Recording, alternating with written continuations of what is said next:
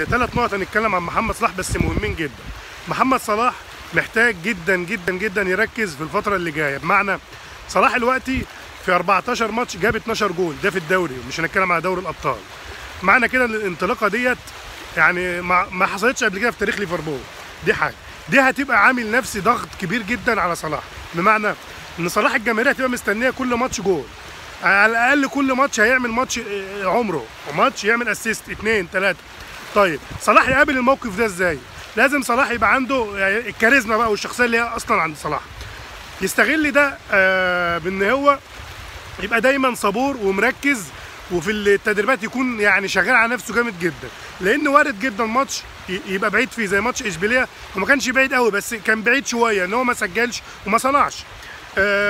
فمعنى كده ان صلاح لازم الماتش اللي هو يحس ان هو بعيد فيه يعمل اي حاجه، يعمل على الاقل يصنع كور، يصنع فرص تسجيل، ان هي تبقى موجوده في الاحصائيه بتاعته، ان هو صلاح عمل كام هجمه، صنع كام كوره، لمس الكوره كام مره، الميس باص بتاع صلاح لقد ايه يبقى قليل جدا. يبقى صلاح دايما ادام مش هيسجل يبقى عامل حاجه كويسه جدا في الماتش. صلاح هيقابل البوكسنج داي، البوكسنج داي كل 3 ايام هيبقى في ماتش، طبيعي ان هيبقى في ضغط عصبي ونفسي وبدني كبير جدا على صلاح، وكلوب هيعتمد على صلاح اعتماد كلي في ان هو يعدي البوكسنج داي باقل الخسائر، بمعنى ان صلاح هيبقى مجهد جدا، والجو في انجلترا ويعني بشهاده جميع المحترفين المصريين قبل كده، وحتى اللاعبين اللي بيلعبهم بيبقى اقصى درجات البروده، حتى اكتر من ممكن يصل لروسيا او اكتر، ده اللي هم قالوه. معنى كده ان صلاح هيقابل مشاكل كبيره لازم هو يستغلها، لازم هو يكمل على المنوال ده. صلاح نتمنى ان هو على الاقل 20 جول في الدور الاولاني، اتمنى ان هي دي تحصل، ويكتر من عدد الاسيستات بتاعته، واللي هي الباصات الصحيحه والتمريرات لمساعده زمايله في التسجيل، لان ديت هتساعده جدا في قياس مدى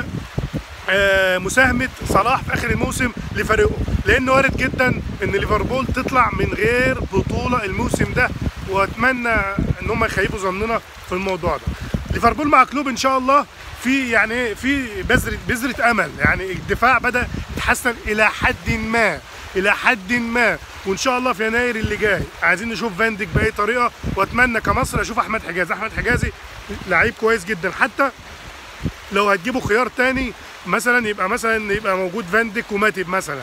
يبقى حجازي يبقى احتياطي قوي، يبقى عندك دكه في خط الظهر قويه. عايزين نشوف ميلنر تاني يرجع يلعب باك، خصوصا في الماتشات الصعبه اللي انت محتاج تقفل فيها ورا، ولازم لازم لازم لازم هندرسون يريح شويه، او شراكه إمري شان وفينالدوم افضل. اتمنى انا كمشجع ليفربول اشوف التشكيله دي: مينوليه، جوميز، ماتب، لوفرين، ميلنر، فينالدوم، إمري شان، في اليمين ماني، في الشمال كوتينهو، 2 مهاجمين فيرمينو وصلاح. صدقني التشكيله دي افضل تشكيله ممكن كلوب يعتمد عليها، وان شاء الله الفتره الجايه نشوف مكاسب كتير جدا لكلوب مع ليفربول، نشوف